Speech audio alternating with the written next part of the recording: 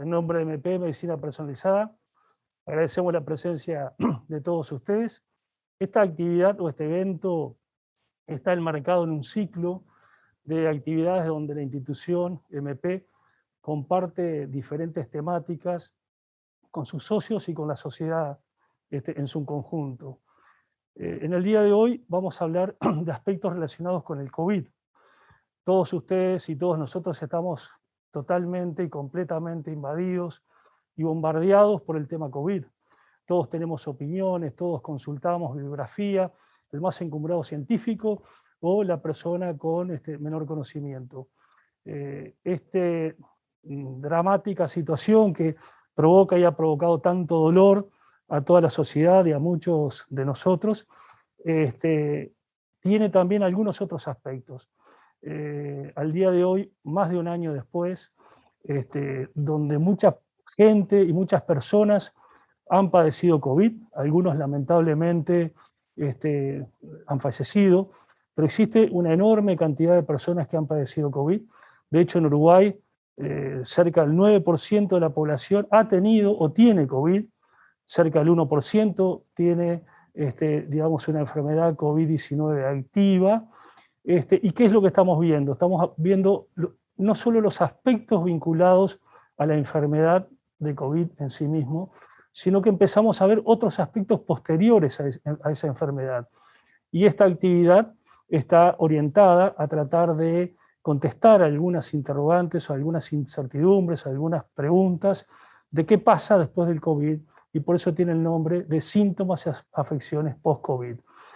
Queremos agradecer en este momento a todo nuestro equipo multidisciplinario, al equipo que integra el equipo de MP, donde hay médicos, licenciados en enfermería, psicólogos, administrativos, y una cantidad de gente que está abocada en este momento y que también está del otro lado, muchas veces con muchos aspectos de sufrimiento, trastornos emotivos, emocionales, y también muchos de ellos habiendo padecido o padeciendo en este momento COVID.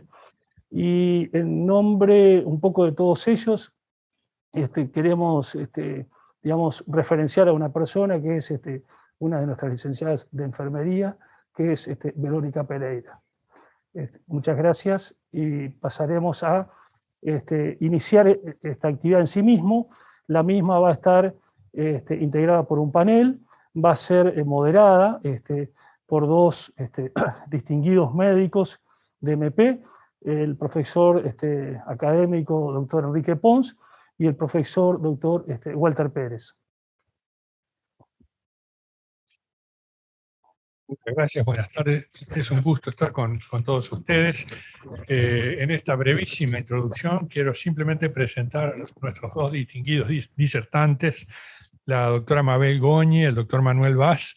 Ambos son profesores titulares de Medicina Interna de la Facultad de Medicina en la Universidad de la República, los dos con formación de intensivistas. En este momento la ejerce sobre todo el doctor Vaz, y los dos integran el equipo de responsables de asistencia a pacientes graves con COVID, de manera que su aporte va a ser enormemente trascendente para esta actividad. Quiero asimismo presentar ya, para no ocupar tiempo después, a las otras dos panelistas, la psicóloga Mariela García, que integra el equipo de asistencia de pacientes COVID, que en este momento no va a estar presente, pero sí va a estar en comunicación a través de los medios tecnológicos, porque está guardando cuarentena.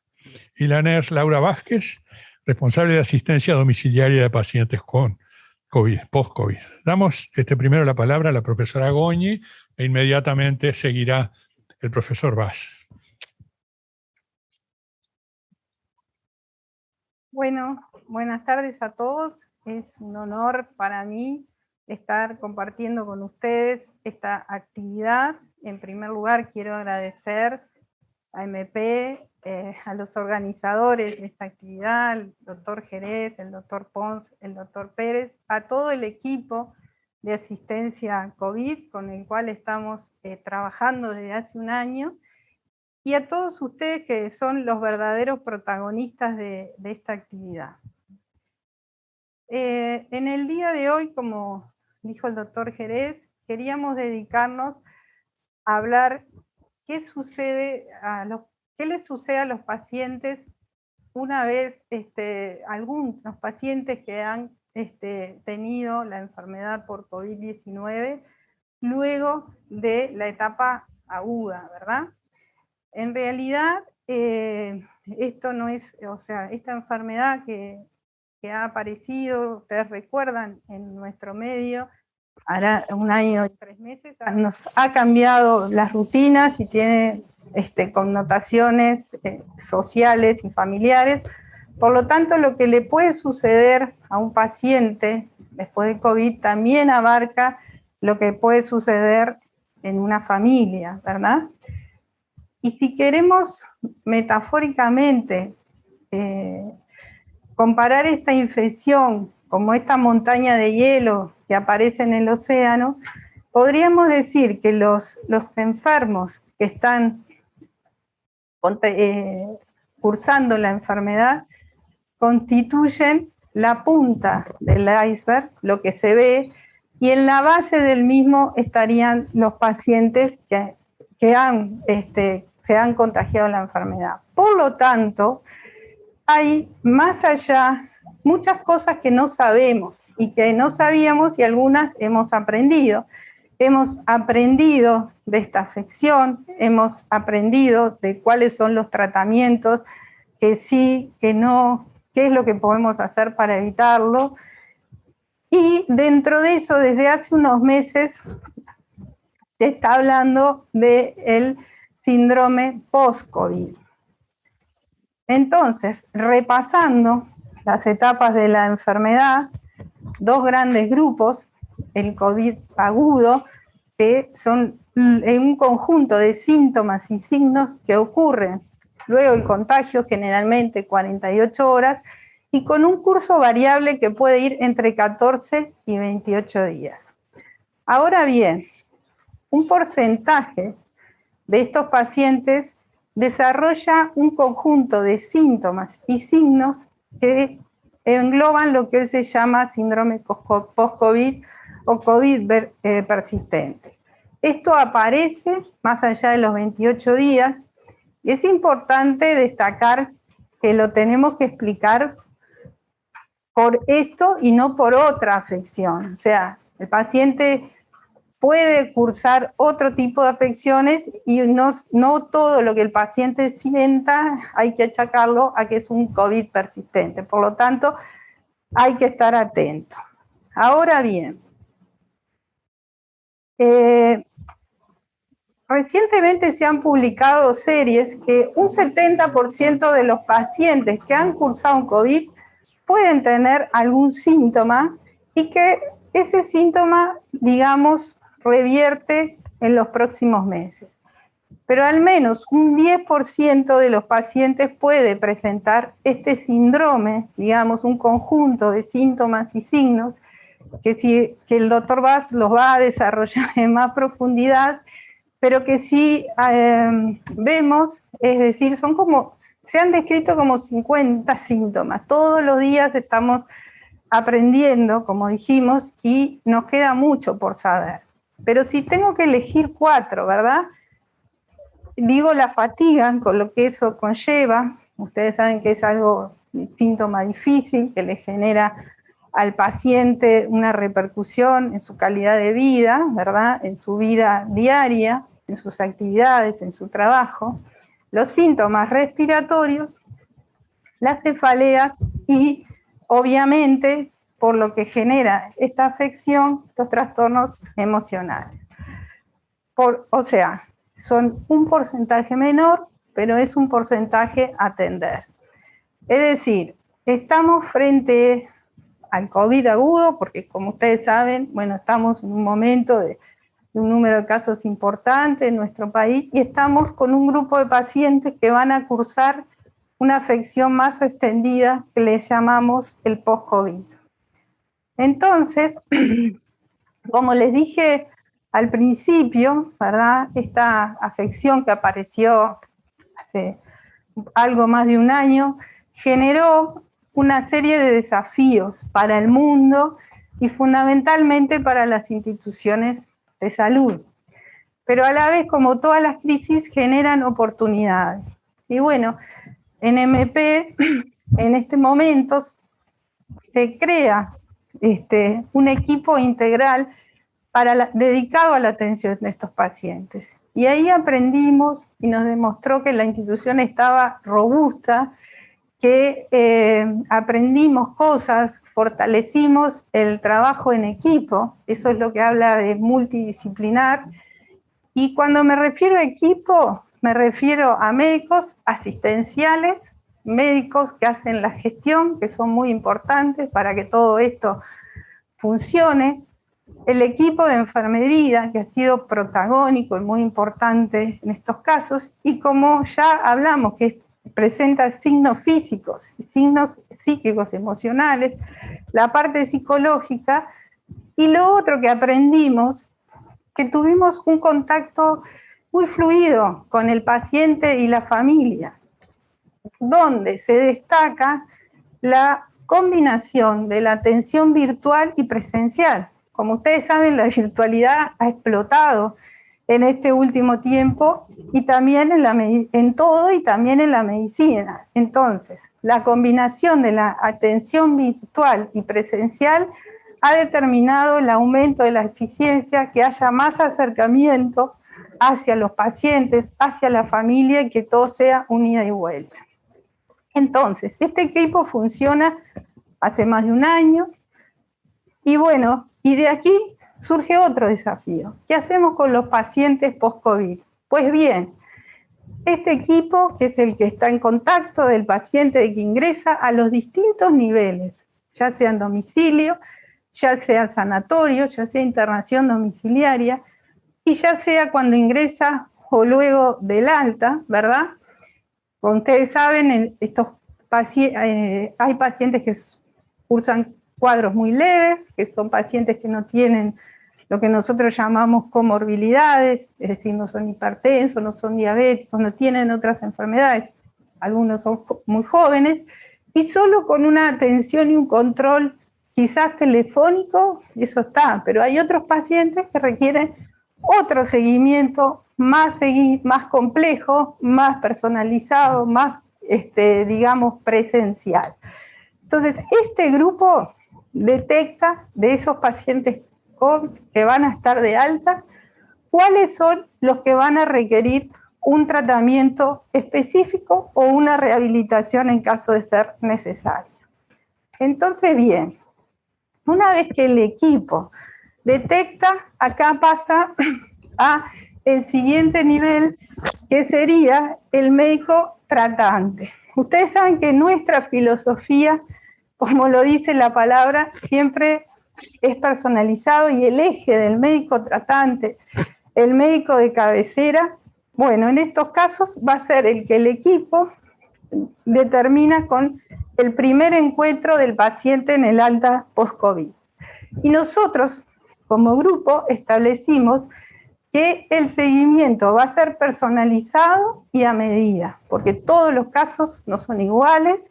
Por supuesto que usamos pautas establecidas por la institución y de acorde a la evidencia internacional. ¿Y qué va a poder requerir? Bueno, atención del médico clínico, del médico internista, atención de un especialista de acuerdo al caso, atención psicológica, atención nutricional, quizás algunos de ellos que pueden haber estado durante largo tiempo ingresados, ya sea en terapia intensiva, en cuidados moderados, y también conocer aspectos de la situación funcional y familiar del paciente. Y bueno, en esto se basa nuestro modelo que queríamos compartir con ustedes. A las formas clínicas se va a referir más el doctor Vaz, y luego creo que el intercambio se va a enriquecer con las preguntas. Así que hasta un ratito yo me despido de ustedes.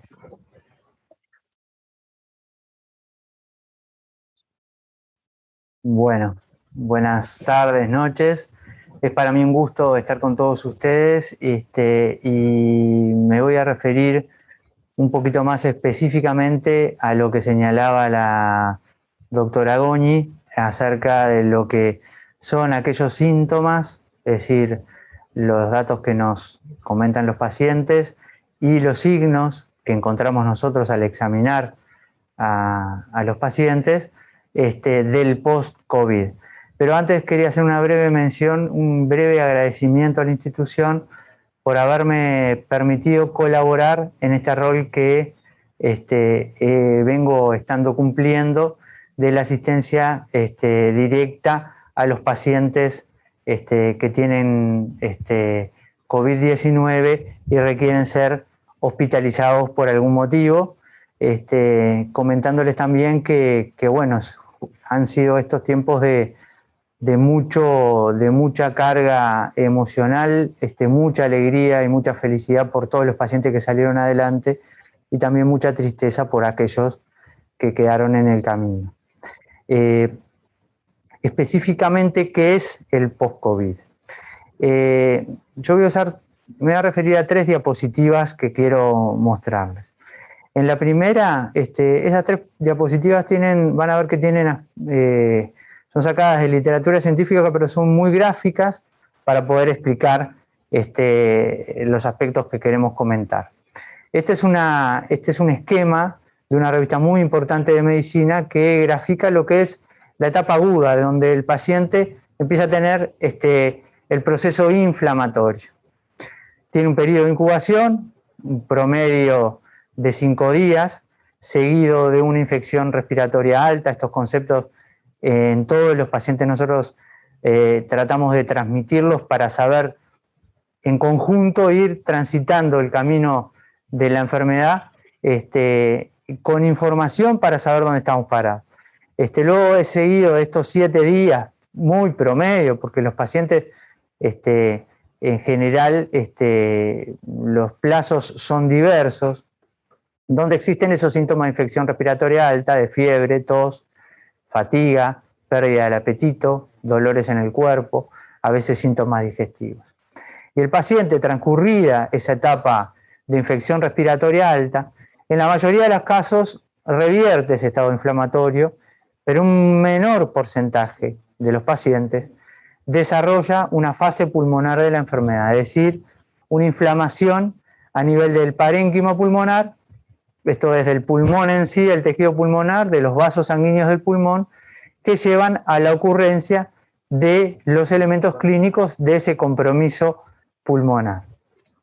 Es decir, que existe falta de aire, nosotros le llamamos disnea en la práctica clínica, y en un subgrupo de pacientes, esta fase pulmonar puede adquirir un grado moderado a severo de la afectación respiratoria y que determina una baja del oxígeno en la sangre que conocemos como insuficiencia respiratoria. ¿Ah? Es decir, que los pacientes que desarrollan esa fase pulmonar pueden tenerla en un grado leve, moderado o severo, dependiendo del grado de insuficiencia respiratoria, es decir, el grado de oxígeno bajo a nivel de la sangre.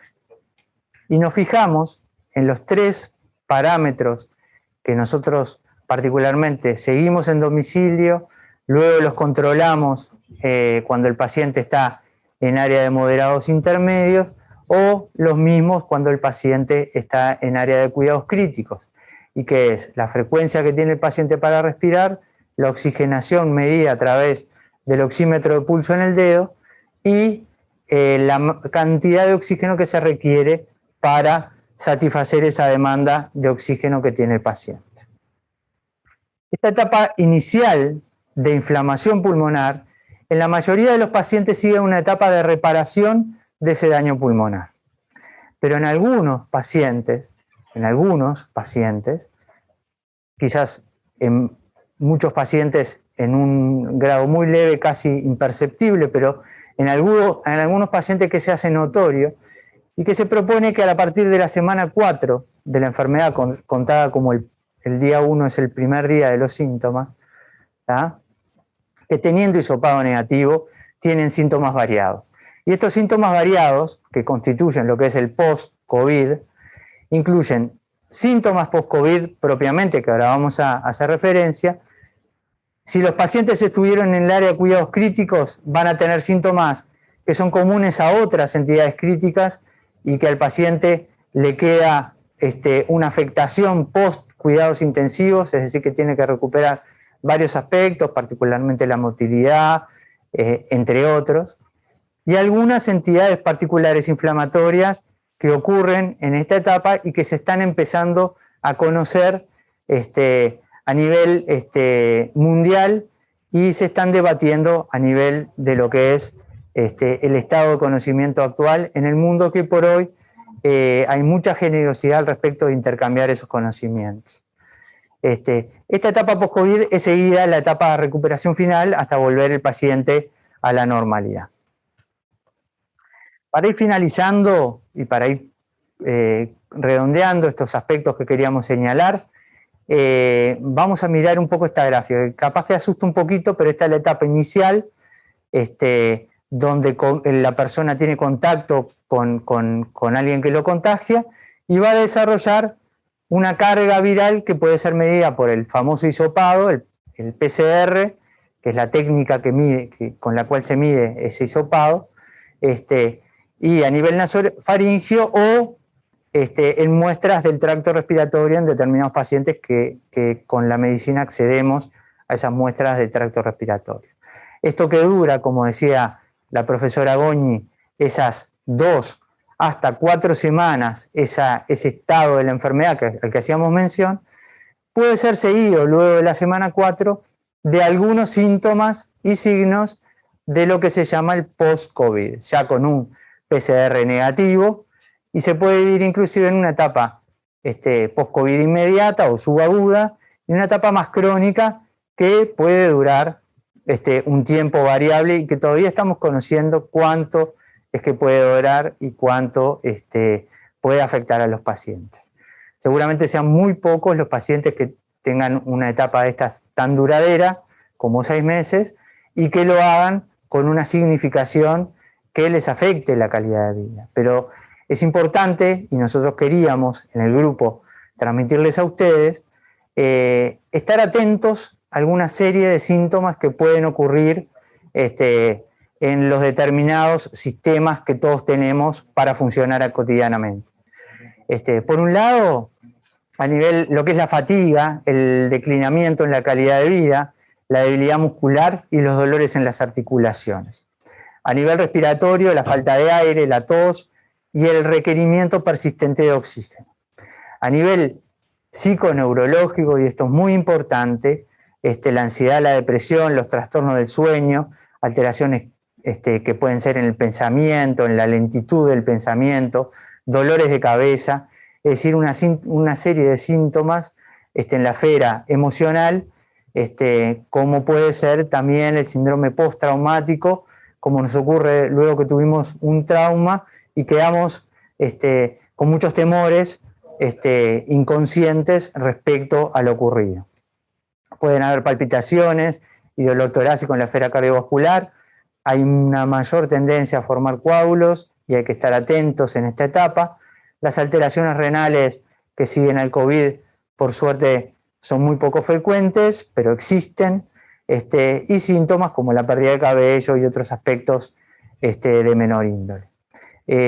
Bueno, eso es un poco lo que teníamos para transmitirle, para focalizar en el concepto del post-COVID, para que todos estemos atentos y eso nos permita consultar a nuestros médicos tratantes para poner el sistema que se armó a nivel institucional al servicio de las personas que pueden estar padeciendo una entidad que les puede estar afectando la vida cotidiana.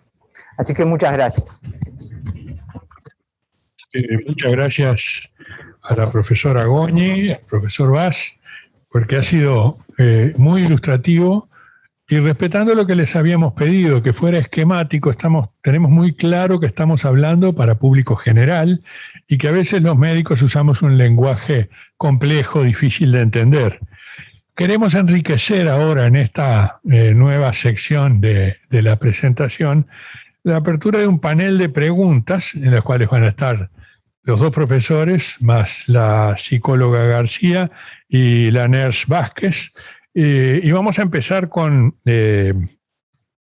una dirigida a Mariela García, a la cual le vamos a habilitar que participe desde su casa, donde está, cumpliendo exactamente con lo que se debe hacer cuando se ha tenido un contacto con el COVID. Quedándose en su casa, evitando, si es que tiene la mala suerte de haberse contagiado, esperamos que no, contagiar a otras personas, y nos pidió no concurrir, pero sobre todo para cuidarnos a nosotros, lo cual agradecemos profundamente porque muestra hasta dónde el equipo está comprometido con las medidas de cuidados de todos. Mariela, nos gustaría que ampliaras un poco cuáles son los impactos emocionales esperables al recibir la confirmación de ser positivo. Bueno, primero, buenas noches a todos. Me hubiera encantado poder acompañarlos, pero debido a lo que explicó el doctor Pons, lo voy a hacer desde mi casa.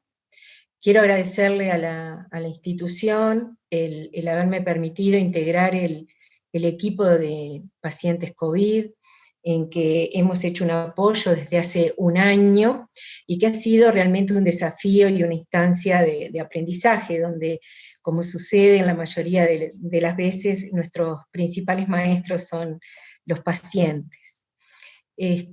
Bueno, un poco como decía el doctor Jerez, la pandemia, el COVID, ha sido... es prácticamente imposible pensar en otro episodio que haya tenido un impacto tan significativo a nivel mundial, ya sea desde los impactos económicos, los impactos en la salud, el compromiso de nuestros hábitos en lo que va a ser nuestra vida, cómo vamos a seguir. Lo traigo esto porque me parece importante contextualizar desde qué escenario el paciente se enfrenta a un diagnóstico de COVID positivo. Entonces, ese escenario nos coloca primero en un lugar donde nos sentimos muy vulnerables y muy amenazados. Entonces, esa etapa inicial, que nosotros llamamos una fase de respuesta inmediata, va a estar caracterizada por la intensidad de las emociones y por una sensación de falta de control, lo que genera mucho sufrimiento para el paciente. No sabe cómo va a seguir. Entonces, en ese escenario, nosotros hablamos de impactos psicológicos cuando nos vemos amenazados, y este es el caso. Nosotros el COVID lo vivimos como una amenaza, donde estamos bombardeados por mucha información científica y por información cotidiana que tenemos de nuestros pares, y ahí vamos construyendo nuestra propia percepción de la enfermedad, ¿no? Entonces, los síntomas primordiales son la vulnerabilidad, el miedo, los sentimientos de culpa, porque muchas veces aparece el contexto familiar, a quién pude haber contagiado, si hay personas mayores en mi familia, si hay menores, ¿quién los va a cuidar? Entonces, todos esos factores comienzan a ser fuente de sufrimiento. Luego, en las otras etapas, vamos a ir viendo que es cómo va impactando en la evolución de la enfermedad.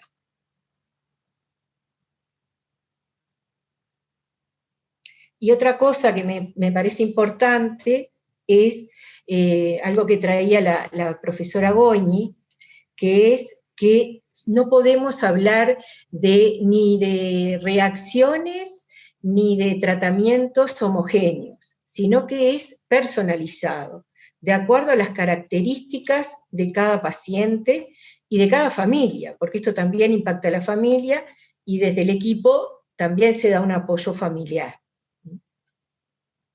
Bueno, no sé si quieren preguntar algo más. No, perfecto, muy claro. Muchas gracias. No te vayas lejos. No, estoy acá. Bueno, no, otra de las preguntas que nos parecía interesante desarrollar es a partir del concepto de anticuerpos, que es un concepto que se ha empezado a manejar públicamente y que de alguna manera está vinculado al nivel inmunitario de cada una de las personas. Entonces, queríamos un poco poner arriba de la mesa cuál es el real valor que tiene la dosificación, medir el nivel de anticuerpos de una persona, ya sea después de haber tenido la enfermedad o después de haber sido vacunado. Que no sé, Mabel, si nos podés ampliar un poquito este tema. Ya. Bien. Bueno,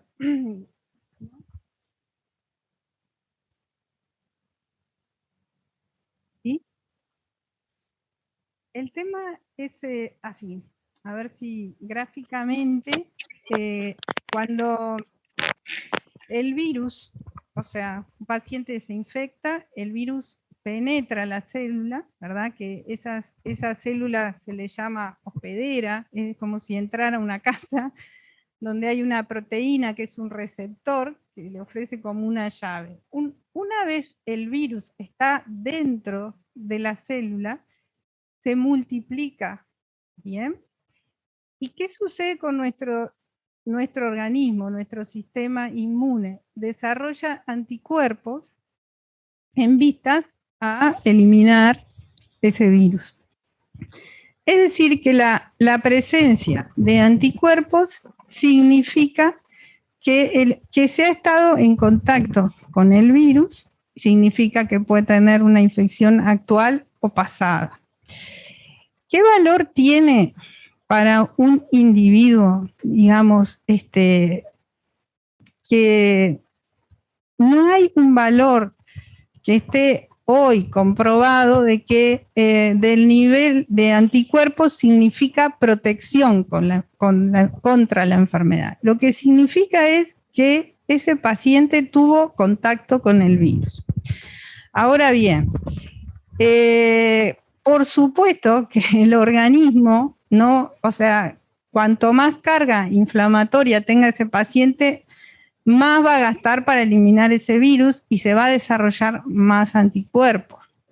Pero desde el punto de vista clínico no solo que no tiene ningún valor dosificar anticuerpos, porque como les dije al principio, hasta hoy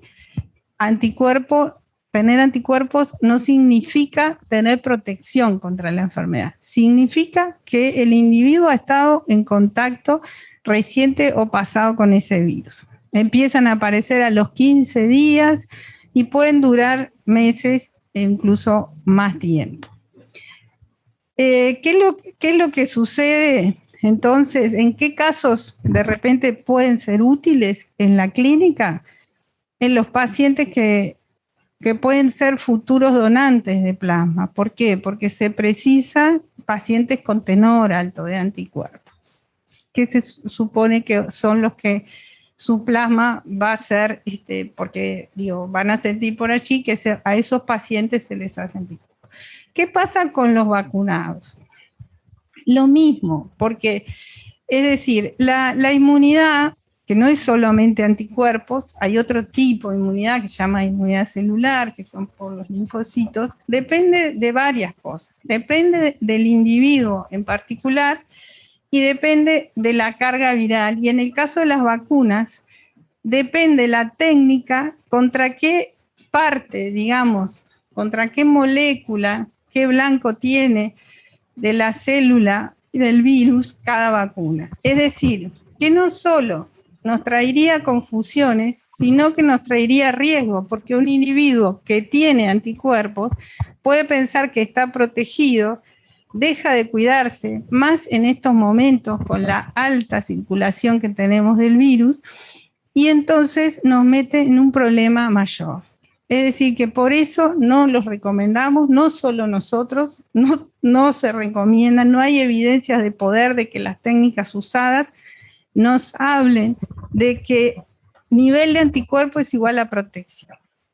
Y eso es lo que nosotros nos manejamos por el momento. Como ya les dijimos que esto va cambiando, eso es lo que hay hoy. Muy claro, Mabel. En este mismo sentido y como ampliación del tema de anticuerpos, la óptica de la enfermera, ¿qué nos puedes agregar, Laura? Bueno, buenas noches, muchísimas gracias por el espacio y la oportunidad para el... Buenas noches, muchísimas gracias por la oportunidad de que Enfermería participe. Estoy en representación de un gran equipo que cotidianamente y diariamente está haciendo este trabajo.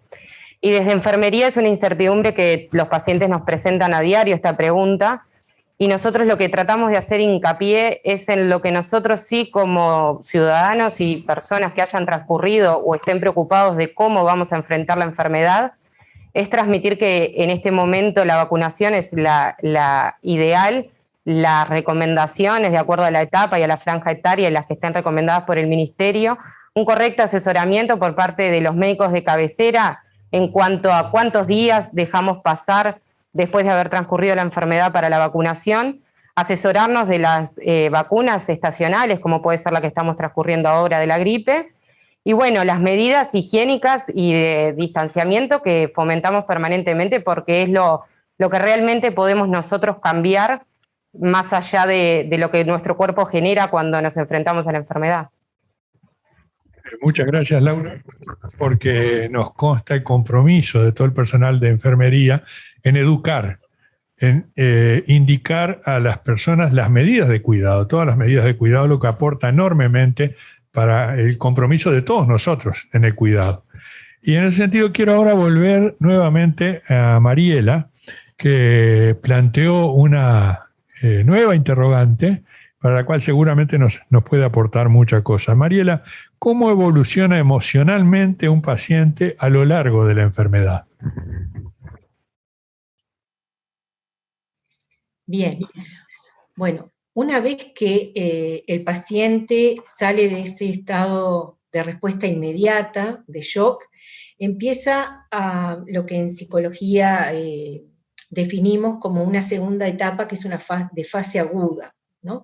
Donde lo que intenta el paciente es asimilar esa experiencia traumática y lo que predomina es la atención en la situación que está atravesando, en qué consecuencias va a traer, en cómo lo va a transitar, en los síntomas físicos, donde impacta mucho también, queda en evidencia la red de apoyo que tiene ese paciente. Entonces eso va a condicionar cómo lo va a sobrellevar. También en este punto hemos identificado dos situaciones. Las situaciones de quienes lo transitan en soledad total o aquellos en los que se puede dar lo que denominamos una saturación del vínculo, donde toda la familia está transitando por la enfermedad y si bien puede tener algunos aspectos que facilitan, también lleva a que los vínculos se potencien. En esta etapa, algo que también queda en evidencia, un aspecto que queda en evidencia es los recursos de afrontamiento con los que cuente el paciente. Si tenemos recursos que sean adaptativos, bueno, lo va a sobrellevar de una manera tal vez más tranquila. Ahora, si los recursos que tiene son desadaptativos, ya sea por patologías previas o por trastornos de ansiedad, bueno, ahí el paciente va a sentir con mayor intensidad esa falta de control.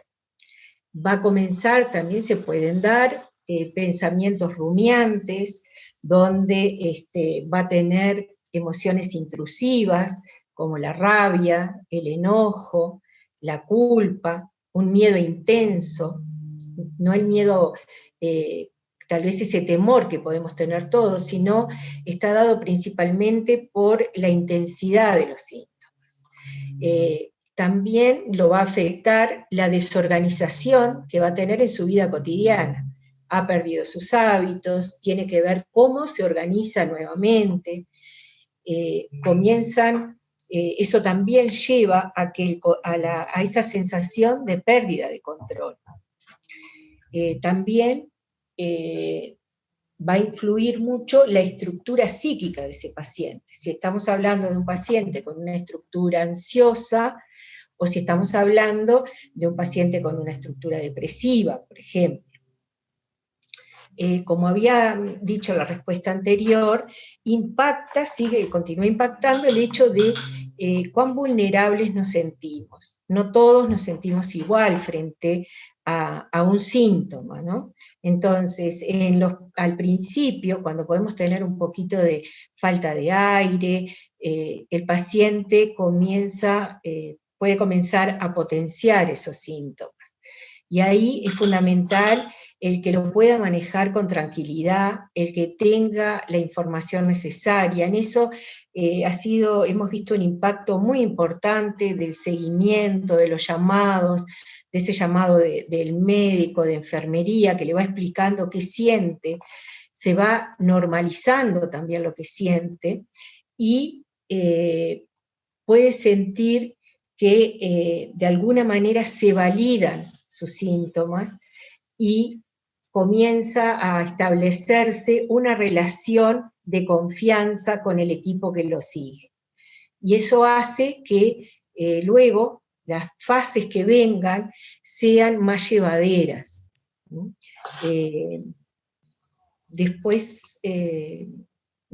Sería eso. En este caso son los principales síntomas. Eso no quiere decir que no se den otros, pero dependerá también de cada persona. Estos son en términos generales los síntomas que se dan en esta etapa. Bueno, muchas gracias, Mariela. Ahora, la idea era pasar a otro tema, ya que estamos hablando del post-COVID.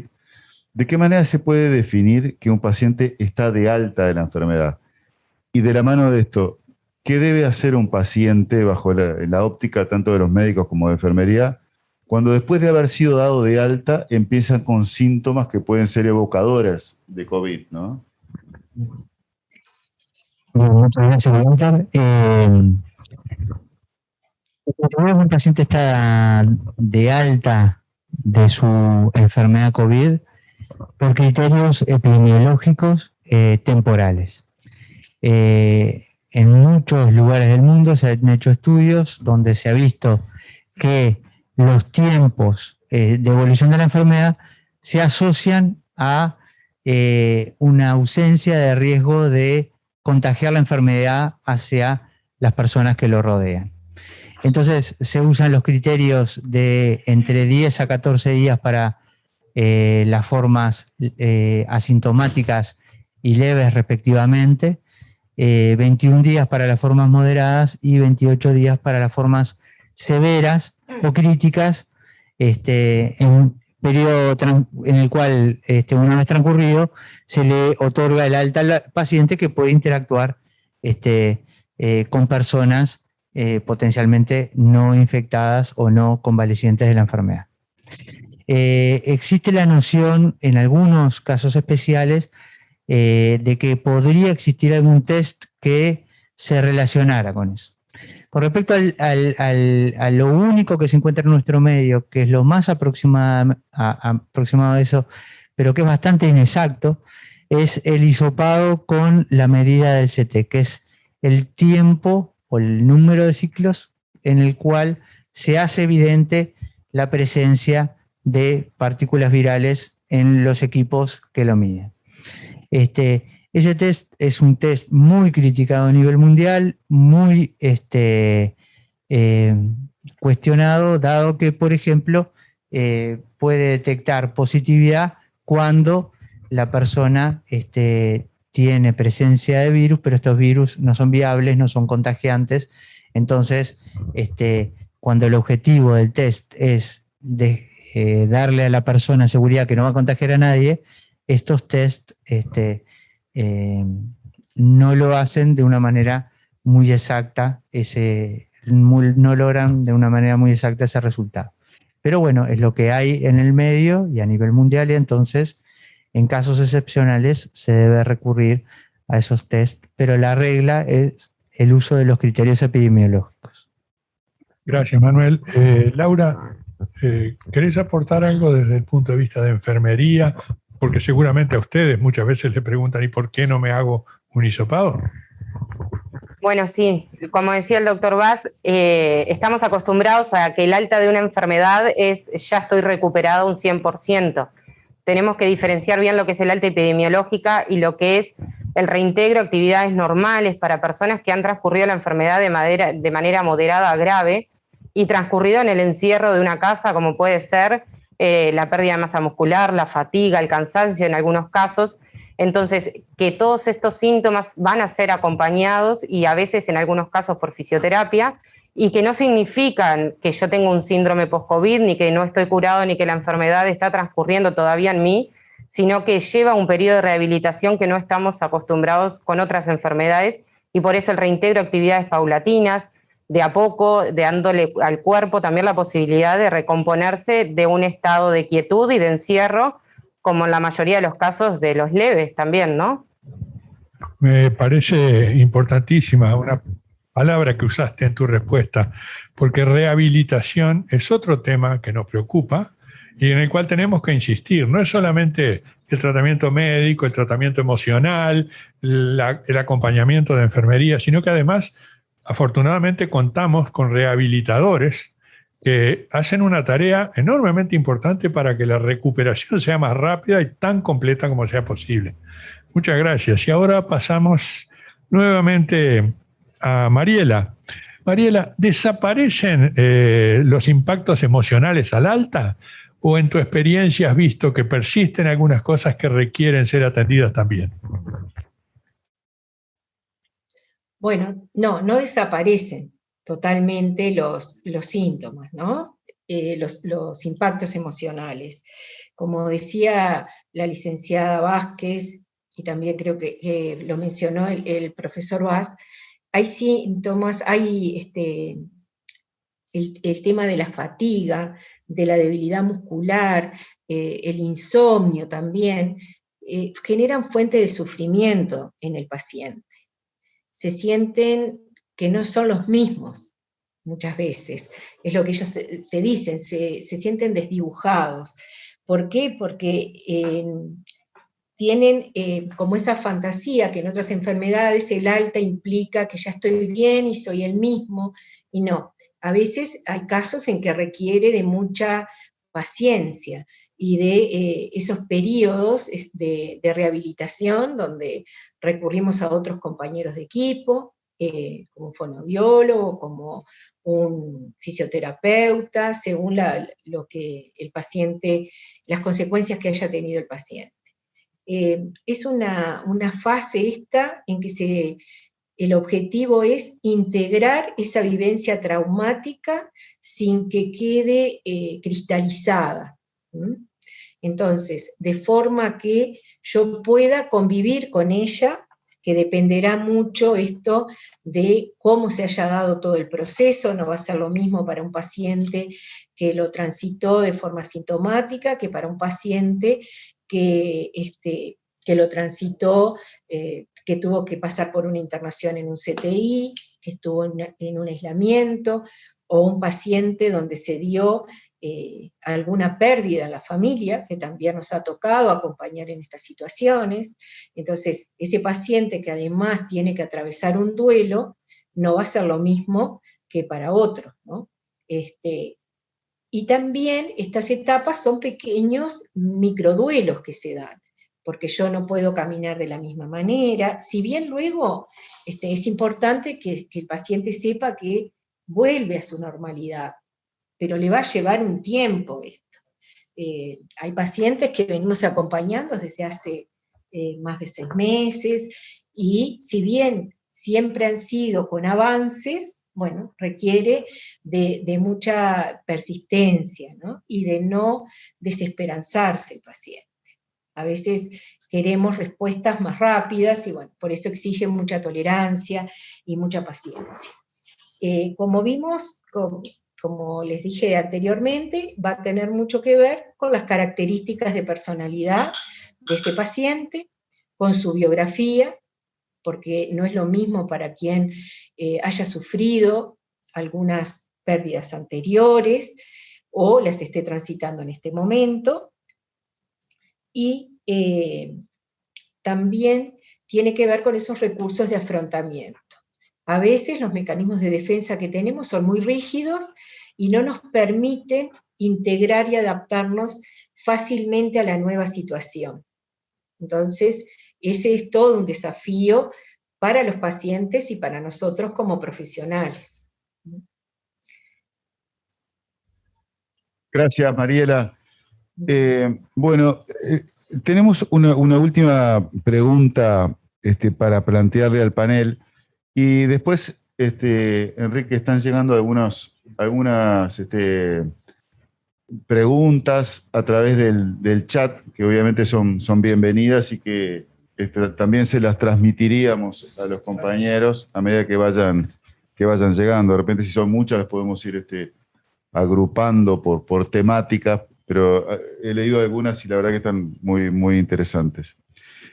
Hay un tema práctico que es de muy difícil manejo, que es cuando hay personas dentro de la misma casa, que duermen bajo el mismo techo y que no pueden aislarse dentro de la casa y por lo tanto tienen un contacto permanente, y ese contagio puede ser que se pase de una persona a otra y mantener una situación de contagio durante un periodo prolongado. ¿Ustedes pueden dar alguna normativa de cómo manejar esta situación? Que es frecuente, ¿no? Ya sea cuando hay personas adultas y más aún cuando hay niños, ¿no? Bueno, es muy interesante esa pregunta, y muy práctica, muy de todos los días, porque si nos toca estar contagiados de la enfermedad y cohabitamos con otros integrantes en nuestro núcleo, tenemos que generar algunas medidas de aislamiento. Y en ese sentido, hay recomendaciones de la salud pública del país y hay recomendaciones a nivel internacional de cómo buscarle la vuelta para la persona que está infectada y cohabita con otras personas que están libres de la enfermedad, se aíslen en algún sector de la casa y funcione ese núcleo de tal manera con las mayores medidas para evitar el contagio, manejo de limpieza, de higiene, de ventilación de la casa, de estar separados físicamente, de estar distanciados, y eso obviamente que hay que ajustarlo a cada casa en particular y su arquitectura, pero siguiendo esas normativas, y bueno, y con mucho gusto, cuando se da el caso, todo el equipo asistencial puede colaborar para tratar de ir identificando la manera que se puede desarrollar esa convivencia en cada casa en particular. Así que muchas gracias. No, gracias a ti. Mabel, una última pregunta y después abrimos las preguntas al auditorio, que han llegado, como bien decía Walter, unas cuantas muy interesantes. ¿Cuándo dejo de contagiar y cómo debo cuidarme? Digo, aportando a lo que acaba de decir Manuel. ¿Te parece agregar alguna cosa? En sí, como que Manuel había transmitido cuando nosotros damos de alta epidemiológica al paciente, ¿verdad? Que es un alta de acuerdo al cuadro clínico y de acuerdo a los días del transcurso de la enfermedad, ¿verdad? En enfermos leves o asintomáticos está alrededor de los 10 días. En enfermos, digamos, leves con algo de síntomas, 14 días. Y luego progresivamente moderados, 21 días, severos, 28 días. Nosotros, esa es el alta, salvo en casos muy excepcionales y por situaciones particulares, se hace digamos, control de un PCR, un poco lo que explicó Manuel, pero el alta es epidemiológica y varía de acuerdo a la situación clínica, casos leves, moderados y severos, ¿no? Creo, no sé si está contestando. Yo creo que sí. Una de las preguntas que, bueno, empezamos ahora a hablar un poco de Una de las preguntas que acaba de llegar se refiere a los distintos tipos de hisopados que hay en el mercado y que se están usando en este momento. Si podemos hablar un poco de esto, cuál es la diferencia entre los distintos tipos de hisopado. Y incluso la persona que nos escribe dice, si pueden hablar un poco de la sensibilidad de los métodos. Capaz que está bueno meternos un poquito en ese tema también, ¿no? Sí, muy interesante la pregunta y muy específica. En medicina hablamos de sensibilidad cuando algo detecta todo lo que le pasa por adelante. Es muy sensible ese test. Y estos test son sensibles, no son infalibles como no hay nada, ningún estudio de laboratorio en la medicina, no existe el 100% es la meta a lograr, pero en general es imposible. Entonces, en cuanto a la sensibilidad es altísima, es alta, da para quedarse muy tranquilos con que los test son sensibles. Y los test de hisopado podemos encontrar en el uso cotidiano los test antigénicos, es decir, que reconocen partes del virus, o test de anticuerpos que reconocen el anticuerpo que se genera frente a la exposición a esos virus o a esas partículas virales o a esos mediadores, como puede ser en el caso de las vacunas y que hacían referencia a Mabel y el resto de los panelistas en su momento. Con respecto al punto de corte, ahí el punto de corte, seguramente hay punto de corte en todos los estudios, pero en la práctica clínica el punto de corte que se mide es en el hisopado, que es un PCR, con la medida del CT, que es ese tiempo de ciclado y de positivización en que se hace detectable el ARN viral por parte de los equipos. Y esos puntos de corte han sido muy debatidos en la literatura y surgen de trabajos en donde encuentran virus que son viables y en qué tiempo se positivizaron esos hisopados.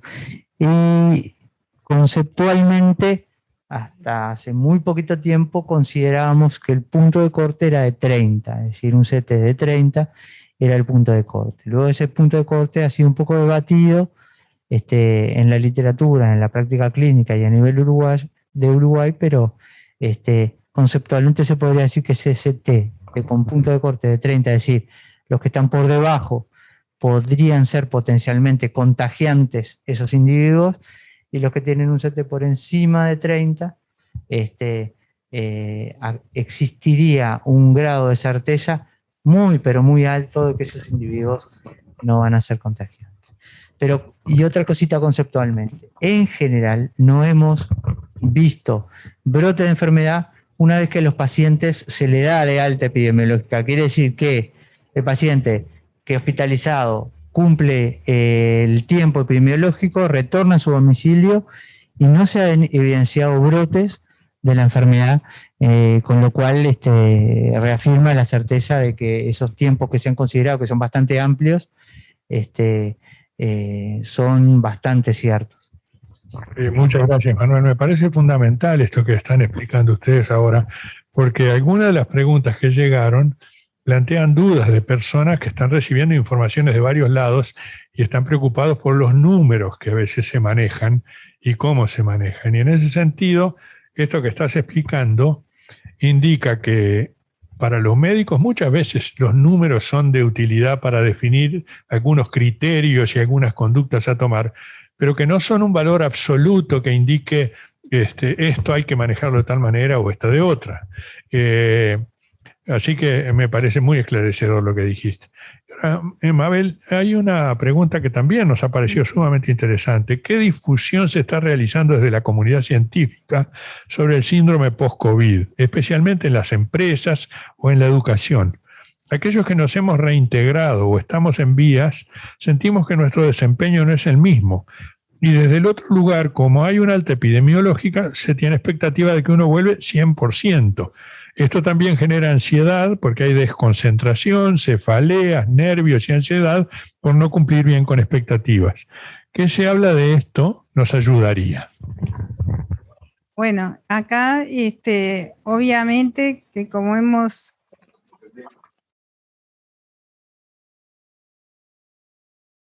¿Se escucha? Como hemos dicho, esto tiene poco tiempo de conocimiento, ¿verdad? Tiene unos meses. El COVID empezó hace poco más de un año. Imagínense que el síndrome post-COVID se empezó a conocer mucho después. Obviamente, la comunidad científica está dando a conocer datos de este síndrome, ¿verdad?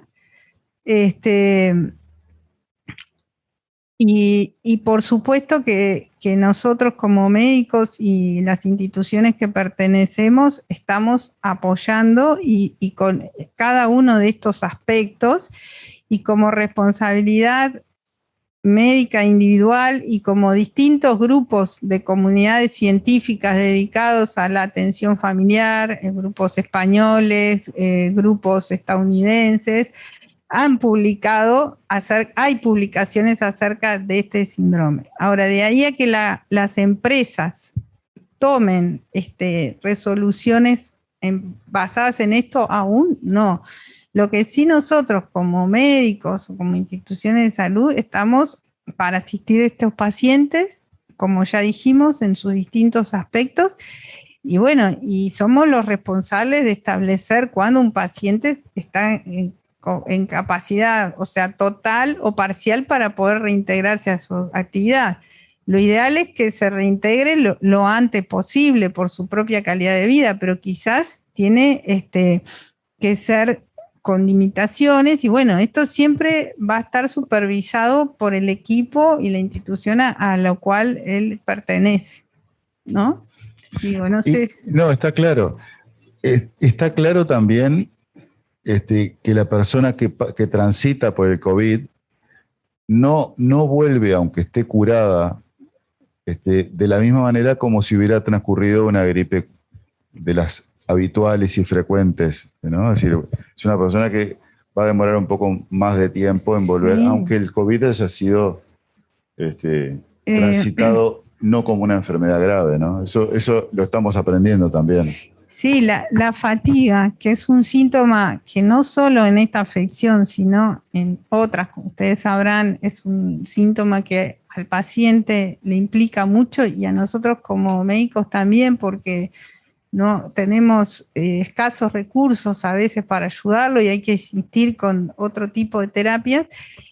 Esto es un síntoma importante que puede comprometer la calidad de vida y lo laboral, digamos, más allá de lo que expresó Mariela, de todo lo emocional, ¿verdad? Entonces, son aspectos que a veces no son, digamos, enfermedades como que orgánicas que uno pueda demostrar en un órgano, como puede ser pulmón o corazón, pero que sí hacen al funcionamiento en la vida laboral de los pacientes. Entonces, creo que la comunidad científica, el rol que debe tener es hablar de estas cosas, transmitirlo, y bueno, y ahí iremos transitando esto y acompañando a los pacientes.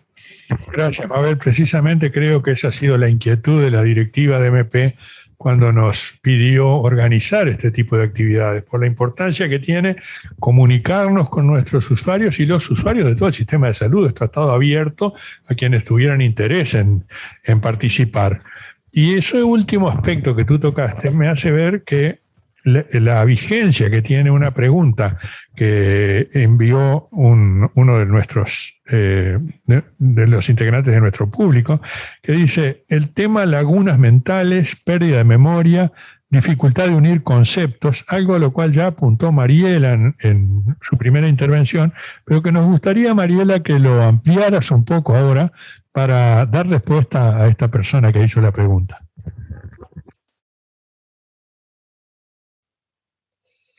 Bien, el tema de falta de concentración, lagunas, es un algo que traen mucho los pacientes en forma reiterativa. Consideramos que es una de las consecuencias del estrés postraumático que se da. Esa situación de trauma genera que yo no tenga la capacidad como para concentrarme nuevamente en las cosas, es por muy poquito tiempo, luego, pero eso se va, es parte del proceso de rehabilitación. Uno va retomando los hábitos, muchas veces el tema es no frustrarse porque no lo puedo hacer o no lo puedo hacer como lo hacía antes. Tiene que ver también con una pregunta que hicieron anteriormente, que creemos que nos podemos exigir y reintegrar 100% en todas las tareas. Y no es así. También desde el punto de vista cognitivo tenemos que darnos un tiempo.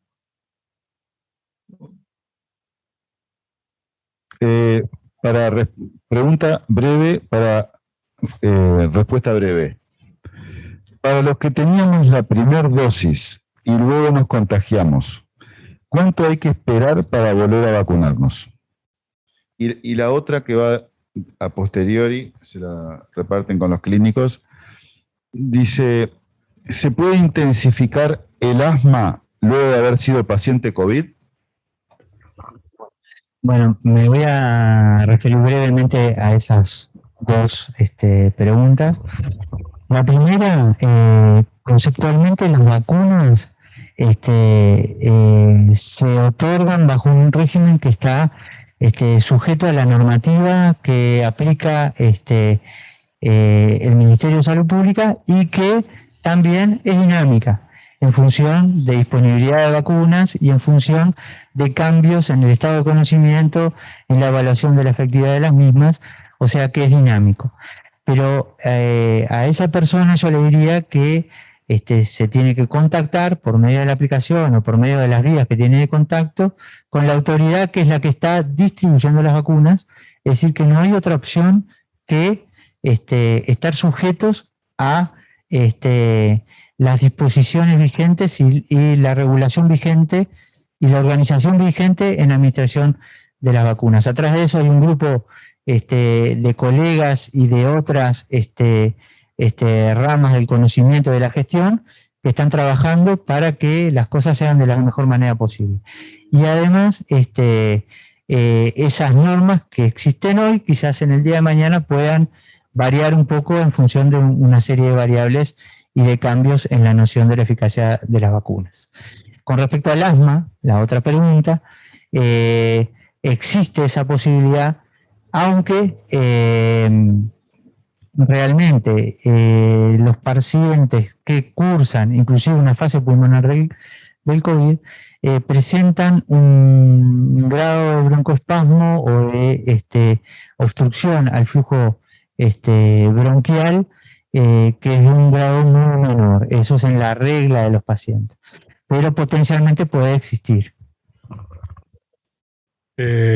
Muchas gracias, Manuel.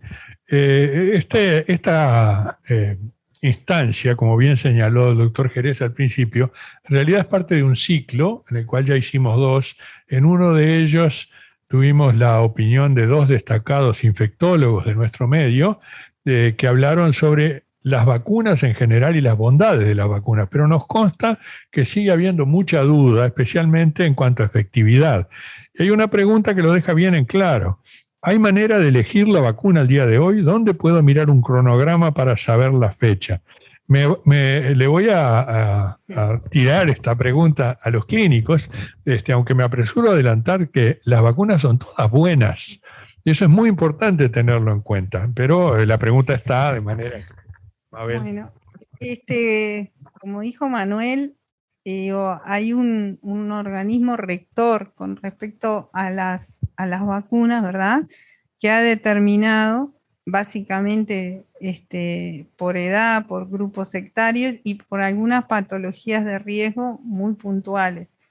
Entonces, todas las vacunas que hay en nuestro medio y que están autorizadas y avaladas son eficaces y seguras, ¿verdad? Después, ¿qué vacuna le toca a cada uno? Ese grupo asesor, el grupo científico, el grupo que trata las vacunas es el que determina a quién le toca a cada una, de acuerdo básicamente a los grupos sectarios, ¿verdad? Como hemos conocido y participado todos, y en algunas patologías especiales, como en los trasplantados renales, independientemente de la edad, y se abrió también en los diabéticos. Pero digo, no podemos elegir nuestra vacuna, es un poco más de lo que hablaba Manuel con respecto a oportunidad.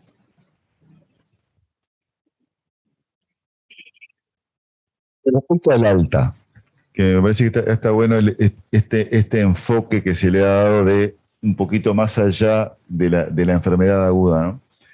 Hemos recibido más de una pregunta con respecto a si es necesario hacer algún tipo de exámenes como para considerarse curado. Por ejemplo, una de ellas dice, ¿se recomienda hacer algún tipo de exámenes de sangre, algún tipo de placa posterior al alta del COVID? Yo tuve el alta el 1 de abril y me gustaría mucho saber si es necesario. Bien, creo que lo hablamos, pero está bueno insistir en el tema de que hay pacientes que están de alta y que absolutamente no precisan ningún examen, ¿verdad? Y hay otros pacientes que son los más complejos, que no sé, que sí pueden requerir exámenes, ¿verdad? Y que, como dijimos anteriormente, que eso es a medida y de acuerdo a cada paciente. Los casos leves y sin comorbilidades, sin factores de riesgo, es clínica el alta, clínica y epidemiológica, ¿verdad? No precisa ningún examen. Los que cursan este síndrome post-COVID o los que se detectan como que requieren un tratamiento, sí, y de acuerdo al caso va a ser. Por eso no nombramos ninguno ni decimos, porque es adaptado a cada paciente. Muchas gracias, Mabel. Han llegado algunas preguntas más, pero tenemos un tiempo que cumplir, estamos muy cerca de cumplir ese, y llegó un comentario. No es exactamente una pregunta, pero es un comentario y me parece muy importante transmitirlo. La mejor vacuna es la que te toca. Y en realidad es así. Hay un grupo de extremada confianza entre todo el ámbito científico de este país que asesora al Ministerio en vacunas, no solamente en las vacunas COVID, sino en todos los tipos de vacunas. Y Uruguay, si por algo se ha destacado, es por tener un esquema de vacunación y planes de vacunación de excelencia, no solo en la región, en el mundo. Hay muy pocos países que tengan criterios de vacunación para proteger a su población con el rigor y con la justeza con que lo hace Uruguay. Estamos todos seguros de que esta gente está trabajando de la mejor manera posible de acuerdo al conocimiento que se tiene y que por tanto cuando definieron qué tipo de vacuna para cada grupo etario, para cada grupo de nuestra población, lo hace a conciencia y pensando precisamente en proteger a la gente. Por tanto, me pareció fundamental transmitir ese conocimiento. Esto va a dejar mucha cosa abierta. Como bien se ha dicho más de una vez a lo largo de esta charla, esto no está cerrado, es una enfermedad nueva. Es un enemigo nuevo que tiene la medicina en la práctica y la ciencia en la investigación, y sobre la cual se está descubriendo mucha cosa día a día. Lo que se ha aprendido es muchísimo, y con una rapidez que hasta quienes estamos todo el día en la práctica médica nos ha asombrado. Que se hayan podido desarrollar vacunas eficaces en poco más de un año significa un avance monumental para la humanidad en su conjunto, para posibles enfermedades infecciosas nuevas que se van a beneficiar de las tecnologías que se han desarrollado a punto de partida de esto. Yo, antes de hacer un breve cierre de resumen, quiero agradecer en primer lugar a MP por haber tenido la idea de organizar esta nueva reunión del ciclo, pensando sobre todo en ustedes, los que están del otro lado de la pantalla. Quiero agradecer al equipo, no solamente el equipo que ha participado acá, ustedes los han visto en el panel, sino también al resto del equipo que trabaja en MP y también al resto de los equipos asistenciales que trabajan en todo el medio asistencial de nuestro país, porque están cumpliendo una labor de excelencia, una labor desgastante, pero a la cual no le han restado esfuerzos, y eso es enormemente valioso y hay que reconocerlo. Y quiero agradecerle muy especialmente a mi co-coordinador, mi querido amigo, el profesor Walter Pérez, con el cual hemos trabajado en organizar, pensar en la forma de armar este tipo de actividades que siguen, no solamente sobre este tema, sino en otros, y que vamos a estar invitándolos a ustedes cada vez que lo podamos hacer. Y que creamos que realmente son temas de intereses para ustedes. Lamentablemente, ya se ha dicho, pero quiero reiterarlo, lamentablemente el aprendizaje ha sido al costo de mucha enfermedad y muchas muertes, enormemente dolorosas. Nos pesa a todos. Perder a un paciente es siempre un dolor enorme, pero del cual hay que recuperarse también. No podemos bajar los brazos desbordados por el sentimiento de no haber podido hacer. La medicina tiene eso, pero por esa razón es que la ciencia no ha bajado los brazos y se siguen conociendo nuevos datos valiosos casi que a diario, y es fundamental que la gente, que ustedes tampoco bajen los brazos, que ustedes sigan cuidándose, que las medidas que sabemos ahora que son eficaces, sobre todo 3, muy breves, enormemente repetidas, pero que es necesario seguir metiéndonos todos en la cabeza: tapabocas, distanciamiento y vacunas son las mejores armas que tenemos. Y no podemos dejar ninguna de las 3. Tenemos que recurrir a las 3. Para quienes cursaron la enfermedad y sus familias, sepan que ante dudas, temores y en especial síntomas o malestares que preocupen, consultar al médico que se ha elegido como médico de cabecera, como médico de confianza, médico o médica, es importante señalarlo, la medicina se está feminizando cada vez más y yo soy de los que creen que es para bien. Las mujeres tienen una visión muy especial del manejo de seres humanos, las mujeres en la medicina. Consultarlos es trascendente. Junto a él o ella estarán equipos de especialistas médicos, de enfermería, de las disciplinas de salud mental y rehabilitadores dispuestos a ayudar. Han quedado preguntas por el camino, quizás sea motivo para volver dentro de poco tiempo a pensar en alguna otra actividad como esta, para la cual seguramente los invitaremos otra vez. Muchas gracias por seguirnos.